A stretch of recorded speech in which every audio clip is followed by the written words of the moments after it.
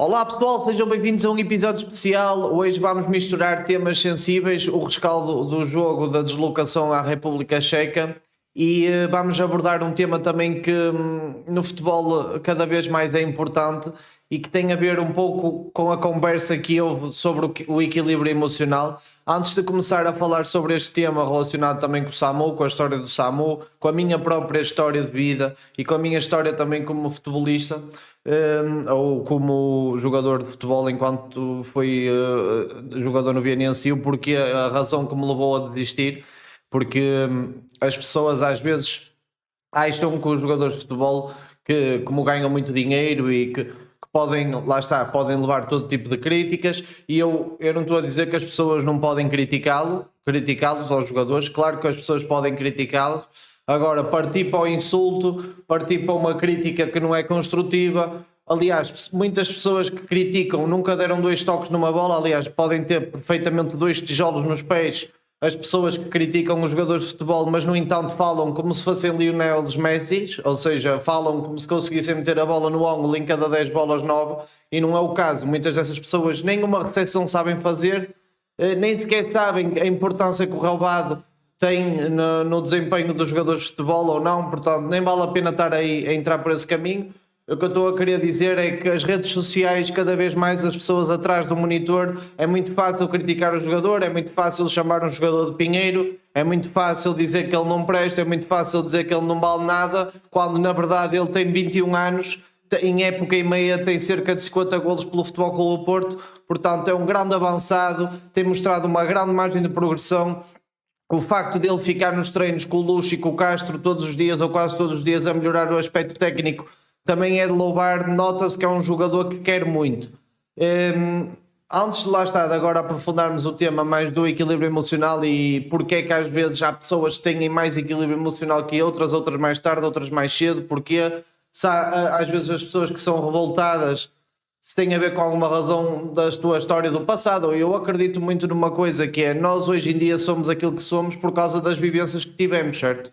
E por isso eu gosto de olhar para as pessoas, seja para jogadores de futebol, seja para, e tentar perceber o porquê das pessoas serem como elas são. Eu olho para mim próprio, eu sempre me tentei compreender ao máximo. Se calhar com a idade do Samu não tinha essa capacidade, até porque uma pessoa com 20, 21 anos não tem capacidade, e até em termos científicos o nosso cérebro ainda não está preparado para digerir as emoções como aos 27, 28. A parte do córtex frontal, se não estou em erro, eu vos posso dizer aqui que eu fiz uma pesquisa boa para vocês.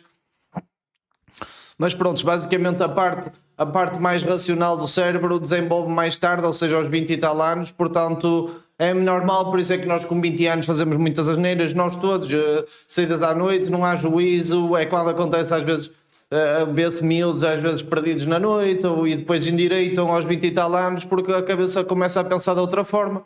O Samu, com 21 anos, tem melhores números que o Evanilson, que o Taremi e que muitos jogadores que foram respeitados no Porto e que nunca foram insultados, ou quase que nunca foram insultados, e eu acho que o Samu merece muito mais respeito, tanto do universo esportista como mesmo das pessoas que gostam de futebol no geral, entendem? Dá só aqui uma nota muito importante, que o único neste momento programa de futebol que eu consumo é o Futebol Total no Canal 11, e esta conversa que eles tiveram ontem depois do jogo, muito sóbria, muito calma, com opiniões até diferentes, a do Carlos Freitas e a do Luís, e eu acho que tanto o comentador como o outro disse coisas acertadas, e é sempre muito rico ver esse programa porque não se limitam a falar de novelas, gostam de analisar o jogo como eu, gostam de falar sobre o jogador como um ser humano como eu, e o jogo é assim, ou seja, as pessoas muitas das vezes limitam-se a fazer do futebol um tema de tasca. O gajo não vale nada, falhou um golo, e não percebem que o futebol é muito mais que isso, certo? Vamos então passar à conversa do equilíbrio emocional, para eu vos contar um pouco da minha história e para também ir um pouco à história do Samu, daquilo que foi documentado e contado por ele. Portanto, pessoal, vamos então agora a falar um pouquinho do equilíbrio emocional. Eu vou-vos contar um pouquinho da minha história, até porque lá está, eu para falar das histórias das outras pessoas ou dos outros jogadores de futebol gosto também de olhar para mim e de falar de mim antes de falar dos outros. E a minha história, eu ontem olhei para o Samu, depois de ver o Samu a falhar o penalti no final do jogo, a ficar lavado em lágrimas, e eu dei por mim a pensar, quando eu tinha 19 anos, estava nos Júniors no Vianense e estava até numa boa forma e até tinha feito uma assistência contra o Braga, e no jogo a seguir jogámos contra o Barroselas e o meu treinador achou por bem meter-me a lateral direito, e eu não tive, e estava-me a sentir um pouco que não ia ser a opção nesse ano, e eu, como não tinha equilíbrio emocional e já tinha um historial com o treinador, que o treinador não achava uma verdadeira opção, acabei por chorar, fui para o banho, chorei, nunca mais conseguia parar de chorar, cheguei a casa, chorava e acabei por mim a desistir do futebol, e acho que foi das opções que eu mais me arrependo na minha vida, foi mesmo ter desistido do futebol.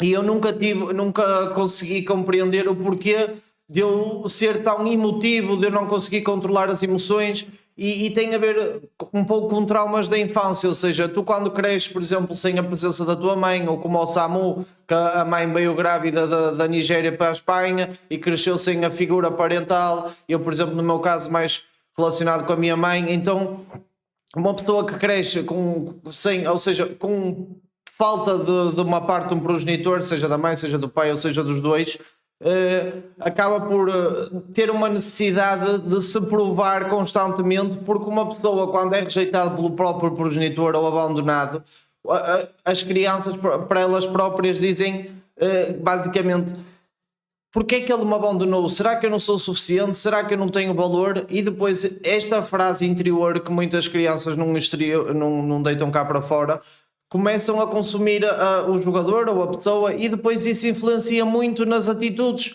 Eu vou voltar outra vez a falar de mim. Depois, por exemplo, na soldadura, quando eu comecei a soldar, eu tinha que soldar sempre bem, eu não podia errar, porque basicamente eu estava a levar aquilo tão a sério, como se fosse a minha vida, ou como se eu fosse aquele produto, ou como se... Porque é que o Samu ontem chorou? Porque leva tão a sério, dedica-se tanto àquilo, tem tanto a provar no futebol, e até para calar muitas pessoas e para mostrar aquilo que vale, principalmente, por exemplo, ao pai, e ele quer fazer o melhor possível, e isso às vezes leva a este excesso de emoções e a este descontrole emocional, principalmente numa idade tão jovem, certo? E eu acho que nós temos de ter um bocado de cuidado antes de falar, seja do que for. Ou seja, a liberdade de expressão é linda, é muito bonita, e eu acho que tem que haver. Agora, nós temos que ter um bocado de senso comum para poder falar do outro, certo? Temos que ter a habilidade de nos pôr na pele do outro para poder falar do outro. E nós olhamos para a história do Samu, um miúdo que a mãe fez um esforço enorme para vir para a Europa, para ter melhores condições para os filhos, que tiveram muitas dificuldades quando eram crianças, ou seja, quando Samu era criança, seja financeiras, não tinha dinheiro para ir para os treinos, isso tudo, e depois o facto da mãe ser a pessoa que fez sempre tudo por ele meio que tem um sentimento de dívida para com a mãe, então quer dar à mãe a melhor vida possível, e esta pressão toda no miúdo de 21 anos não é fácil de digerir, pessoal, não é nada fácil. E depois ele está às portas da seleção espanhola, do Mundial, tem que mostrar o seu valor, quer ser um jogador de elite. Fica muito, muito difícil de lidar com isto tudo em cima da mesa, entendem? É por isso que é muito fácil de uma pessoa falar, e o que a mim me dá sossego, e eu sei que o Samu vai ter muito sucesso, é porque ele é um miúdo muito trabalhador, é um miúdo muito humilde e tem bom coração. E quando assim é, independentemente da qualidade do talento, tu, quando és trabalhador, tu alcanças coisas inimagináveis, e o expoente máximo disso é o Cristiano Ronaldo, que também foi forjado sem o pai e conseguiu se ingrar no futebol, ser um autêntico astro, ou seja, ser dos melhores jogadores de sempre, e foi forjado debaixo de um trauma. Ou seja, tu podes olhar para um trauma ou por um problema que tu tiveste na tua infância e transformar isso em combustível, como também podes te deixar ir abaixo por causa disso. Tudo tem a ver com a forma como o problema é gerido pelo treinador, pelos profissionais de saúde à volta da equipa, etc. E pela própria atitude do Samu, mas eu acredito que o Samu vai ser apoiado pelos colegas, vai ser apoiado pela equipa técnica, pela equipa médica, e o Samu vai estar impecável. E vamos só falar aqui de uns exemplos de outros jogadores que também passaram por muitas dificuldades na infância e na idade dos 20, 21 anos não tinham um rendimento desportivo consistente. O Drogba, que estava na segunda ou na terceira liga francesa com 20 anos, O Sadio Mané também não tinha exibições consistentes antes de ir para o Liverpool. No Liverpool fizeram um trabalho psicológico com ele intenso, o que lhe levou a atingir um patamar de elite.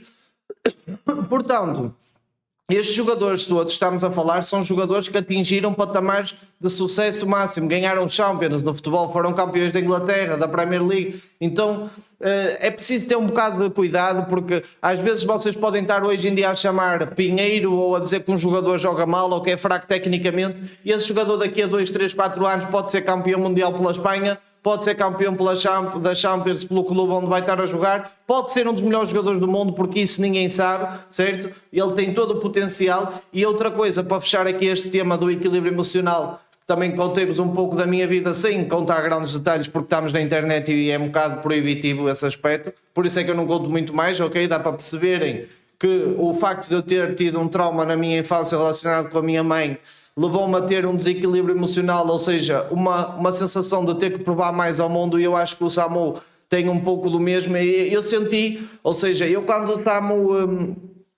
o Samu começou a chorar, eu olhei para ele e vi-me a mim mesmo quando era miúdo, por isso é que eu compreendo o rapaz, e por isso é que eu não gosto nada dessas críticas, não gosto, eu acho que não é ser humano isto, as pessoas têm que ser seres humanos, ok? E depois eu fiz uma pesquisa e eu dei por mim a perguntar e a tentar perceber por palavras simples o que é que a ausência de um pai pode fazer, por exemplo, num filho. Ou seja, eu não cresci sem o meu pai, mas cresci com o meu pai fora, a trabalhar fora, mas o meu pai era presente quando podia. Então há 3 valores que ficam a faltar quando tu não tens pai. A construção de identidade e valor próprio. Quando uma criança cresce sem um pai presente ou com uma figura paterna emocionalmente ausente, é comum surgir uma pergunta silenciosa: se ele não ficou, será que eu não fui suficiente? Ou aquilo que eu vos estava a dizer há bocado, e eu próprio fiz esta pergunta a mim próprio quando eu era miúdo. Isso pode gerar necessidade constante de provar valor, hipersensibilidade ao erro, dificuldade em separar quem eu sou do que eu faço. Isto basicamente está a descrever o Samu: hipersensibilidade ao erro, pronto. Regulação emocional, especialmente na juventude. Hoje eu sei o que quero, mas quando tinha 21 anos eu não sabia digerir tão bem. E é a tal questão que eu estou a dizer: isto é ciência, não fraqueza. O cérebro emocional, a amígdala, desenvolve-se mais cedo do que o racional. Quem cresce em ambientes instáveis sente mais intensamente, demora mais tempo a aprender a regular o que sente. É por isso que eu comparei a minha história de vida e a história do Samu, porque nós crescemos em ambientes instáveis por causa ou de um progenitor ou de uma história, não interessa, certo? E isso leva a uma pessoa a sentir as coisas mais intensamente e uma pessoa demora mais tempo a aprender a regular aquilo que sente, certo? E eu conseguia ter já noção disto, mas explicar por estas palavras não é fácil. E depois o resultado que isto dá é as emoções vêm em tsunami, o choro em silêncio, frustração que não encontra saída. Com 27, 28 anos há mais ferramentas internas. Com 19, 20, 21 muitas vezes só há dor e confusão. E agora, para fechar aqui este tema, a figura da mãe: amor, dívida emocional e responsabilidade. Aqui entrou o Samu de forma claríssima. Quando a mãe é a única âncora, especialmente numa vida dura, ela torna-se símbolo de sacrifício, o filho cresce com uma dívida emocional invisível e há uma urgência de tenho de vencer por ela. E este somar de coisas todas, este somar de aspectos levam o Samu ainda a não ser um jogador com o melhor aspecto psicológico de todos, ou com o maior equilíbrio emocional de todos, ok? Mas não quer dizer que daqui a um ano, daqui a 2 ou 3, que não seja dos jogadores até mais cold blood no mundo, percebem? E ele simplesmente ainda nem sequer tem capacidade, ou seja, o nosso cérebro só começa a desenvolver essa capacidade de digerir as emoções mais tarde, ok? Nós quando somos miúdos, nós vamos muito no calor do momento, e é muito por aqui, ok? Espero que estejam a gostar desta parte inicial do vídeo. Daqui a nada vamos já passar para a board tática, vamos só então falar um pouquinho do jogo. Foi uma deslocação complicada, o Farioli para mim teve uma má abordagem, a equipa entrou bem até aos 5 minutos, mas depois eu acho que a equipa teve uma coisa que fez muito mal, que foi na avaliação do estado do relvado. O relvado, a bola rolava de forma irregular e prendia muito isso, na minha opinião. Por exemplo, na abordagem do Kiwior, o Kiwior fez o passe virado de costas para o guarda-redes, e se eles tivessem sido chamados à atenção e os próprios jogadores tivessem tomado isso em atenção, ao fazer o passe virava o corpo para o guarda-redes para meter a bola de frente, nunca metia aquele passe com aquela postura. Era preferível meter a bola no Alberto. Depois, com uma pressão homem a homem, como o Plesen se apresentou, e o lado físico que o Plesen tem muito forte. Também dar aqui a nota do que o Carlos Freitas disse no Futebol Total, que a Liga Checa está no top 10 com corridas mais intensas da Europa, portanto, não sei se é da Europa ou do mundo, portanto é uma liga muito física, é uma liga onde se corre com grande intensidade, ou com intensidades mais altas, é assim um valor ao certo. Agora não sei bem se é mais intensidade, acho que é isso, corridas com mais intensidade, é isso mesmo.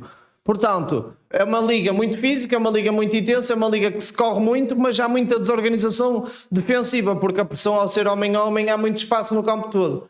E eu vou explicar aqui o que eu acho que o Porto devia ter feito mais vezes. Não é que não tenha feito, porque fez isso aos 20 e tal minutos, por exemplo, numa jogada no Martim, mas podia ter feito e devia ter feito isso mais vezes durante o jogo. Contudo, o Porto falhou um penalti. Não é o Samu que falhou um penalti, é o Porto que falhou um penalti. Dar também os meus parabéns aos adeptos que estiveram na República Checa, porque são incríveis mesmo, como adeptos, esquece, grandes adeptos mesmo.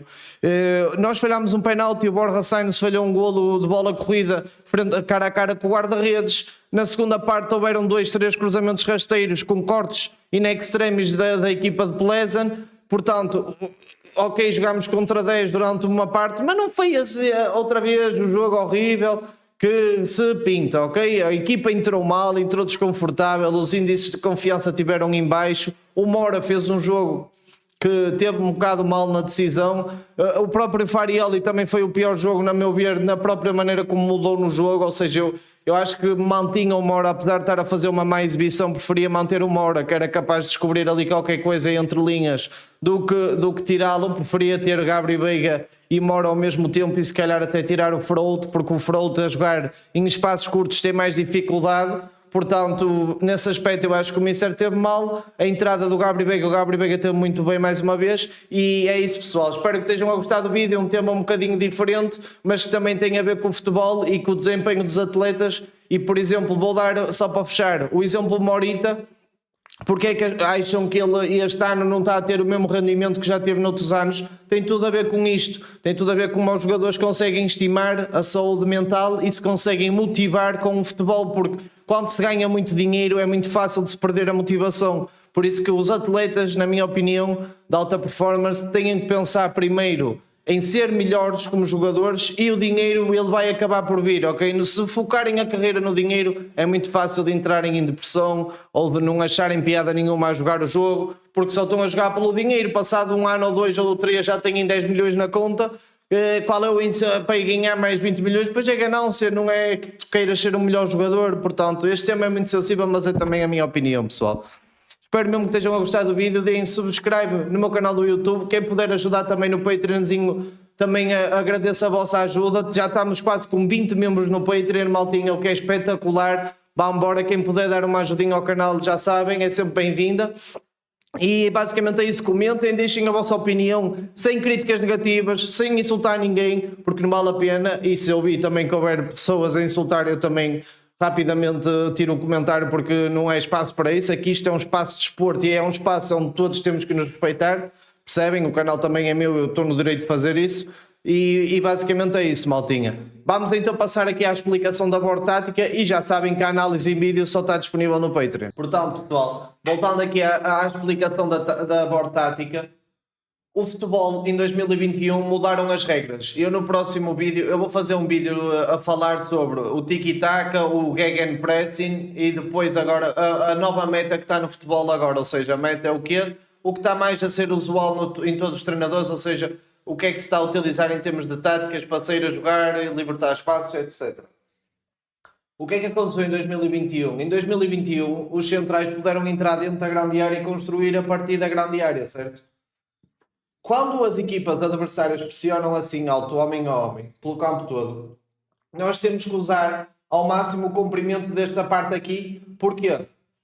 Porque os jogadores adversários depois, imagina, o que para mim logo dificultou o jogo, primeiro foi aquele passo atrasado do Kivior no lance do golo, devagar, fez com que este setor perdesse um bocado de confiança. E o que é que acontece? Depois a equipa parece que já não queria sair a jogar de passo curto, certo? Mas se os jogadores estivessem com confiança a jogar, é baixar o Bednarek, baixar o Bednarek, baixar o Kivior, deixar os laterais bem abertos. Para quê? Para estes corredores aqui, estes espaços entre linhas aqui, serem muito maiores do que tu se estiveres aqui fechado, não é? Tu não vais ter aqui a bola entrando no Bednarek ou no Kivior, é muito mais difícil de entrar, porque este jogador, ao estar colado ao lateral, vai cortar esta linha de passe para o PP, ou para o Borja neste caso. O que é que acontece aqui? Começávamos a sair as jogadas de guarda-redes, atraíamos a pressão até aqui, e depois o espaço está todo aqui nesta zona. Depois tínhamos uma opção que era ou o Kivior com um passe longo tentava servir o Samu, que foi o que aconteceu muitas vezes, só que aqui houve um grande problema, a meu ver, que foi tanto o Frolt como o Rodrigo Mora fizeram a lei do terceiro homem com o Samu, ou seja, o Samu quando recebia a bola estava sempre sozinho num duelo individual com este jogador, e o objetivo não é esse. O objetivo é fazer com que ou o Frolt ou o Rodrigo Mora fizessem um contramovimento. O que é um contramovimento? Faziam que iam fazer a ruptura e depois vinham buscar a bola. Mas para isso era preciso a equipa também estar fresca fisicamente. Eu também não senti a equipa fresca fisicamente como devia, certo? Tínhamos esta solução assim, ou seja, atrair aqui atrás para depois ter aqui estes espaços. Porquê que eu, a meu ver, por exemplo, se os centrais quisessem acompanhar e fechar este espaço aqui, ainda era melhor. Depois tínhamos aqui, era só fazer um movimento de ruptura aqui do Borja Sainz, meter-se na linha do meio campo e depois ficava completamente isolado com um passo na frente, certo? Portanto, é por isso que os adversários têm que manter sempre a linha do meio campo. Por isso que o Samu ao vir aqui e a vir em apoio, primeiro o Samu não devia ter se aproximado tanto, e depois tanto o Frolt como o Rodrigo Mora tiveram mal nesse aspecto de ligar com o Samu para depois fazer o jogo fluir por outro lado. Outra jogada que podíamos fazer, e rápido também, bola no Kivior, bola no Bednarek, desculpem, movimento de aproximação do extremo, tudo bem, este homem vai estar aqui colado a ele, eu sei disso que vai estar colado a ele, não vai? Top, bota bola rasteira neste, o passe tem que ser muito mais tenso que o normal, que a bola não rola, bola rasteira neste, bola, e este jogador, lá está, mais uma vez, tem que fazer o esforço, fazer um contramovimento, 2 contramovimentos e depois vir aqui buscar a bola, para depois o Samu, quando a bola entrar aqui no William Gomes. O William Gomes fez muitas vezes espaço de primeira para aqui, para este lado, não faz sentido nenhum, na minha opinião. Era meter o interior a fazer um contramovimento para fazer a lei do terceiro homem, e depois a bola estando aqui, o Samu faz um movimento de ruptura no espaço onde é de lateral, a bola entra aqui na ruptura e o Samu aqui é muito forte. Outra das jogadas, ok? O que é que o Farioli fez de mal? Como o Farioli não gosta de ter muita largura, o que acontece? Vamos subir aqui um bocado umas casas. Aqui, só para... Os centrais, normalmente os laterais do Porto vêm dentro, não é? Vêm dentro, mas desta vez os laterais nem participaram assim tanto na construção, o que eu acho que foi bom porque libertou este espaço para os interiores, certo? Mas a bola estava sempre a entrar no Frolt e este espaço aqui era muito concentrado, era pouco espaço, certo? Para os jogadores que tinha. E a minha opinião é, tu quando fechas tanto, mesmo que os laterais não tivessem a participar na construção, estão sempre mais fechados do que o que deveria ser, na minha opinião, a jogar contra homem a homem. Porquê? Porque tu, quando estás a jogar contra uma equipa que é muito física, tem capacidade de choque, tu tens que aumentar as distâncias.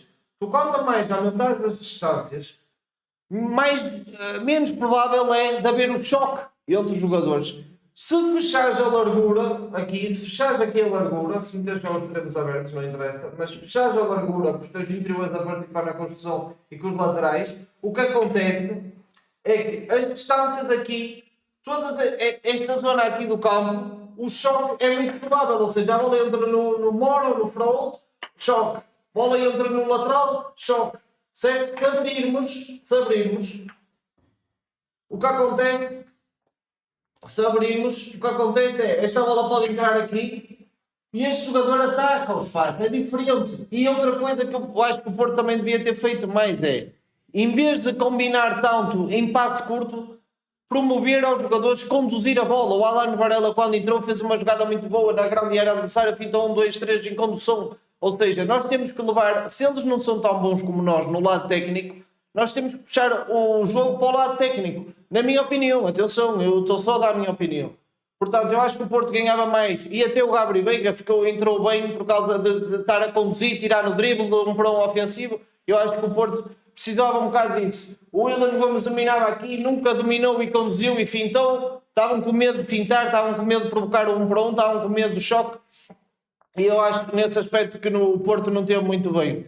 E só espero que agora a equipa em Barcelos consiga dar uma boa resposta. Espero que tenham gostado do vídeo, pessoal.